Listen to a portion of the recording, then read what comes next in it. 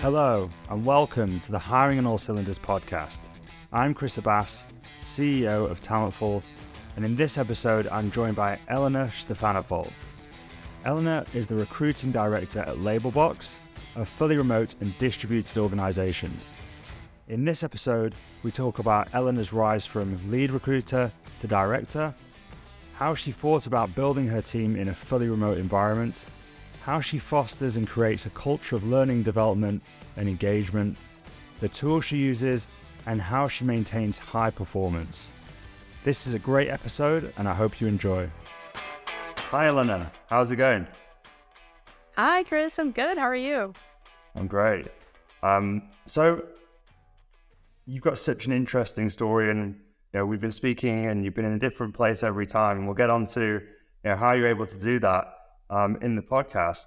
But I guess let's just start by an overview of Labelbox and your role, and I guess how that's developed over your time there.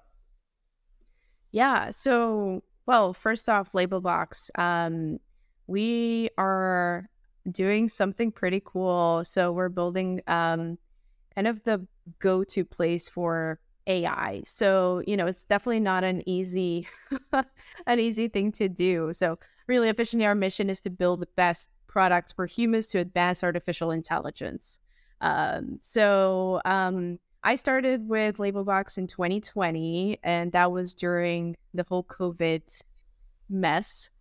As a lead recruiter, and then I went on to be a senior manager, build a team, and now I'm a director of recruiting, and I oversee all of recruiting. It's recruiting has evolved as well at Labelbox specifically. So going from like hiring only to now being a bit more towards like this overall talent function. So my role has expanded into that as well. So it's been a really interesting ride. Awesome. And one of the things that's really interesting, and I just hinted at before, is Labelbox is a fully remote organization. Had Labelbox always been that way, or was it just something that happened during COVID? Yeah, it's so when COVID hit, like 2020, before I started, the team was about 20, 30 people, and they were all in San Francisco. That's where our HQ still is, actually. We still have that little office. But when COVID hit, obviously everybody had to go remote. And from there, we've been very intentional about how we manage that. But we've decided to stay a remote company. Obviously, one of the main advantages of that is that you can have access to so many different talent pools, and you can build, like, really put together a solid team regardless of where they are. And we've kept our office in San Francisco, but that's more, kind of for people that are in the area that haven't moved, and for anyone who wants to travel to San Francisco to meet with other colleagues or work together for a while, like that's an option. But we are officially a remote company, which has been really great. Excellent. And so there's a lot of people doing hybrid, a lot of people trying to work out, remote. I guess for you and your experience at Labelbox, what have been the real pros of being remote and having a fully distributed team? And I guess after that, we can maybe talk about some of the drawbacks. And specifically, I guess, regarding TA and your role. Yeah, I think so. Right now, our team and hiring has evolved really nicely into the Americas and Europe mostly. We're still a pretty small team, about 140 something right now. So, time zones and managing that difference in time zones is still pretty challenging, but we do our best. But yeah, between Europe and the Americas, it's pretty doable. So that's been, again, like being intentional, like where we can actually hire has been I would say, a good guiding point, and not just go like everywhere, because then I think it's very hard to manage with such a small team if you have like teams in APAC, and like it's just becomes a lot more that we can handle at this point in time. So I think being aware of our limitations and what we can do and working with that, I think has been a pretty good kind of baseline that we established for our remote work. As I said, like hiring in these different talent markets has been really great, just opening up our, the talent that we have access to.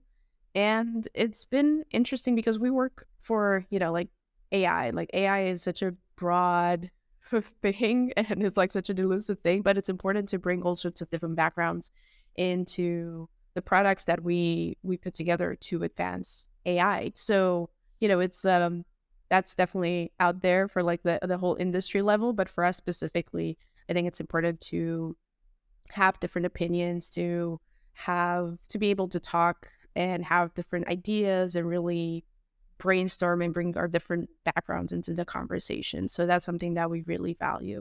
One of our core values is actually seek to understand, and I think that's been really cool to have it from the get go because it's been such a useful thing to use as we grow our team.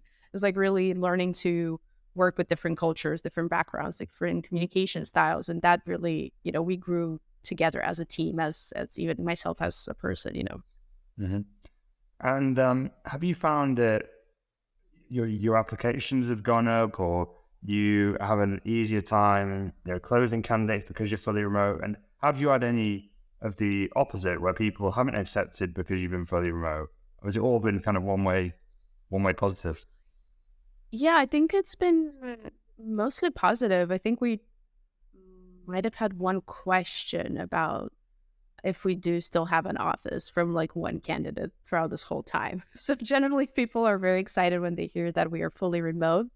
Um, I will say though, we're not, we're very intentional about how we do remote work. And so our operations team is actually focused on, different events and planning meetings that we have in person. As soon as, things opened up, we started to have more meetings in person and just be able to actually meet the people that we work with. And I think that really contributed to us finding a good balance in this remote world with still having some sort of in-person, face-to-face interaction. So it's not hybrid, like we're not requiring, people to be in the office in a physical space, but just still making sure that we do have these points where we meet. That has made it like for such a much better interaction and a much better kind of us working together. Yeah. And, you've grown with the company, as you mentioned, from lead to senior manager and now director. And through that time, you've built your own team in talent acquisition. Has being, fully remote changed the way or influenced how you've gone about building that team? I mean, can you talk about how you started that process? Yeah, I think it's been really interesting because I started fully remote as well, and I didn't meet anybody for a long period of time. Um, and I started recruiting for my team pretty shortly after I started. And I kind of saw it as an opportunity and also as a challenge for me as a people leader to figure out like, okay, how are we going to do this? But essentially, it's really an opportunity to find the best people that you need for your team. And my team has been remote from the beginning as well. And I had a few people on West Coast, Central Time, and East Coast. I had a team of 6 people. And, as we grew this past year, we also have 2 contractors focused on the European market. So that added a bit of a challenge there. But generally, I loved it because it really pushed me as a manager to think through, okay, how are we interacting? How can we make this a more productive conversation? What types of meetings are we having? Is it inclusive of all of our time zones and working styles and learning styles? So really thinking through all of these things have really, I think it was a great learning experience for me personally as a manager, and it seems to be working. So I think I'm doing something right. I'm sure you are. And I'd love to come back to some of those things that really worked for you and how you have made sure it's an inclusive place. I think one of the things that people make the assumption of, or there's some noise out there, is that it's harder to build high-performing teams remotely because you're losing some of that oversight and ability to kind of hear what people are doing and give them instant feedback. How have you gone about creating a high performance team, in recruiting? And what are some of the things that worked for you, like specifics? I think it's interesting because, as I said, this whole remote world really is a challenge for managers specifically. I'm not saying it's easy on anybody, but like specifically for managers to figure these out has been a tough challenge. So I can see why, some are like, oh no, I prefer the in-person, situation. But I think what I am a big fan of is really autonomy and just, treating people as the adults that they are and offering the support that they need. I think it's important to realize that you're, one-on-one with your direct reports. Like they're all different people. They're not the same. They might be in the same role, let's say recruiter, but they're obviously different people with different backgrounds and different needs. And I think recognizing them, learning about them as a person, what they like, what they don't like, what they want to learn, how they communicate, how they process information is really crucial, especially in a remote environment. Because when you put everything together in a team, as a team to come together, these are all really important to bring to the forefront so that everyone knows, like, okay, yeah, we're not, like, I need to adjust a bit my communication style, or I need to wait until, that person's day starts because they're on a different time zone. So just being a bit more flexible, understanding, but also curious about the other people that you're working with and kind of fostering that has really been, I think, key to set the foundation for a solid recruiting team.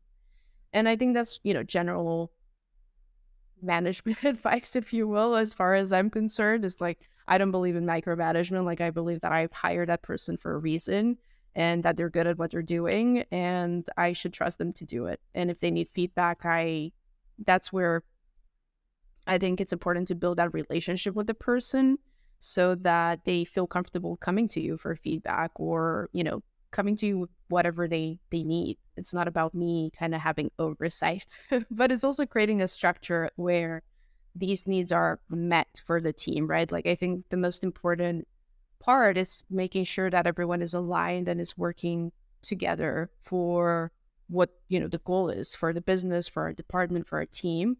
And then, aligning their individual goals to that bigger picture. And I think it's important to understand that the department goals are really our goals as a team. Yes, we individually contribute with, different pieces. But for example, if something happens and someone can't do their project or like can't complete their work, like we need to be able to shift our priorities to support that person on our team so that as a team, we still are able to deliver. And I think that, again, it's a bit of a challenge for the manager because you need to be always constantly be flexible and be aware of what's happening on the team. So there's a lot of conversations that happen. But once you set that expectation from the get-go, it kind of almost like takes a life of its own and people start understanding like this is how we should support each other, work together, and create that, culture of support and collaboration, basically. Excellent. And I think you're absolutely right in setting those expectations up front and having a clear goal that everyone can work towards as an individual and feel like they're contributing to the overall bigger picture. What's your preferred method of, I guess, establishing those goals and then tracking them as a team, whether that's hard, tangible goals like as recruiters, and hires, and other kind of hard metrics. But then I guess the softer feedback that you wouldn't necessarily have immediate access to as a remote manager in terms of how they're building relationships with their hiring managers or the service they're giving to their hiring managers and the value they're bringing there. Has anything worked for you? What are you doing to track those, whether it's technology or tools or just one-to-one cadences? Yeah, I think there's a few things we do. One thing is how we organize our work. I think obviously the hiring piece is the most important, obvious one for recruiting. But there's a lot of we call it project work. So all of this work that we can do to help hiring in the long run. So for example, developing an interviewer training program or making sure all interviewers know what our structured interview process is or, how to evaluate candidates, all of these things that selfishly will make hiring a lot easier. Like all of that work also falls on recruiting. And I think it's important for recruiters to have this balance of like, yes, we're working on hiring and candidates are definitely the most important thing, but just, taking a break from that grind of sourcing and candidate management sometimes and just work on some projects with your teammates. I think that offers a good balance of just the recruiting work. And I think recruiting has evolved in a way that is not so much like, it's not hopefully still viewed as an agency, but in-house basically. And it's more of a strategic function, and we are doing a lot more than I think recruiting functions would do, like, I don't know, 20 years ago. So it's becoming more embedded in business. And that's part of how we design our kind of way of working basically at Labelbox. And so, I think having that balance on project work. So from there, as a company, we use OKRs. We use Lattice. We have our company goals set in there, and then every department is pretty clear, like waterfalls into department and individual goals. But more specifically, I like to use Jira, which I know it's an engineering product tool, but we use it as a company, and we started using it for project work and recruiting. And that's been really cool to just see like, okay, this is our main project. This is the subtask, and like everyone can contribute to that because there is that visibility of like what's needed, what's in progress, what's been done, what's in review, and so on. I know it's a very structured way, but it actually is a nice supporting structure for our team to have these conversations of like, oh, I see this is still, in progress or pending. Like, is there anything that I can do to help you get this through? Or so it's really easy to get a sense of where the team is by just looking at either our OKRs in Lattice or our Confluence page. And then when we have our team meetings, it's, just a quick glance of like, okay, what are some of the blockers? This is in progress. Like, is there anything that anybody needs here? No, yes. And then we go from there. So it's super, super easy and transparent and straightforward. That's one of the things. I like to be transparent. So it's like easy for everybody to see where we are. Absolutely. And, how do you ensure, that team bonding? Because I think that sometimes being remote, it can feel transactional, but you're always just speaking about work and having one-to-ones or something that's very focused on what you're doing professionally. How do you ensure that team bonding, and additionally to that, how do you ensure kind of consistent learning and development of your people? Yeah, it's interesting because even how we interact as a recruiting team has evolved over time, and that was based on the feedback from my team. It was a resounding, we want more time to work together type of request. So we all just agreed to do, on Wednesdays as a company, we have a no meeting Wednesday. So as much as possible, we try not to have meetings. And then we take 2 hours. We call it Workshop Wednesdays, where we just get together and like work on whatever is the priority project.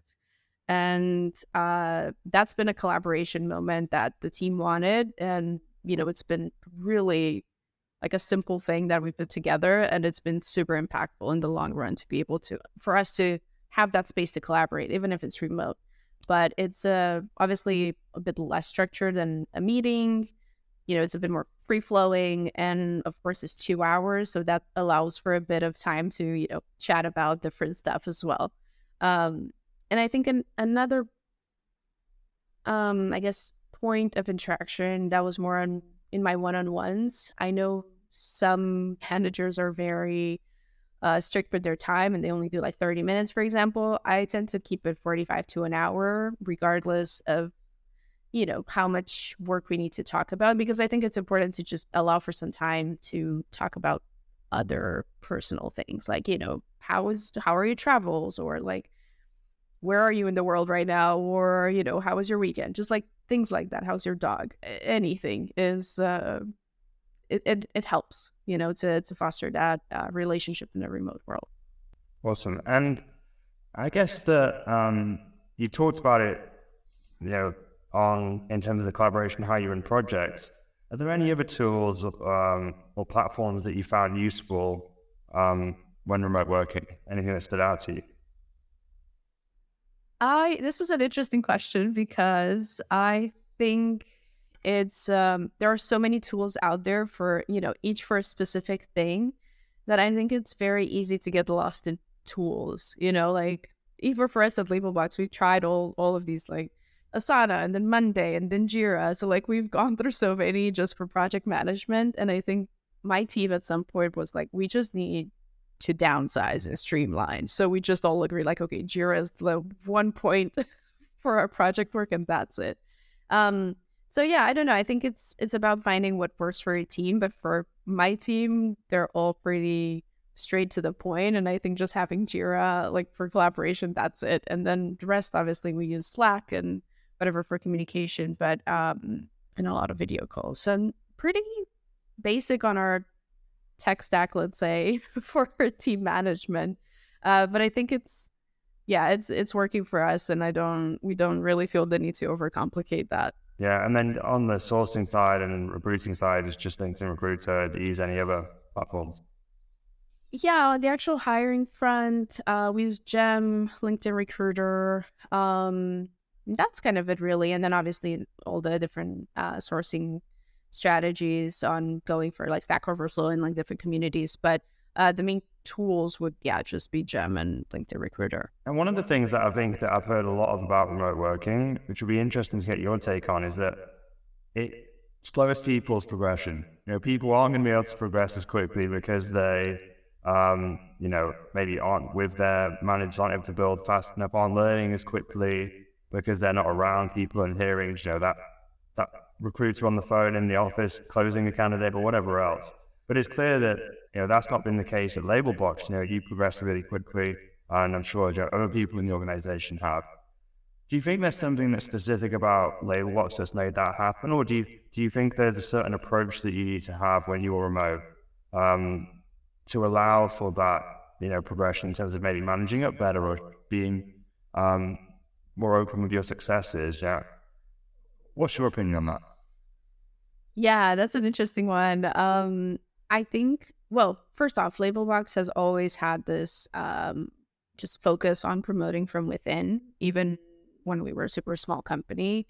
And we've kept that as we've grown. So we always look at, before we even open a management position, lead position, we look at the existing team and see, is anyone, ready to make that step or interested in making that step? And if yes, then we do it. So it's very, I think I haven't really seen that too much in my experience. So I'm really appreciative of that at Labelbox.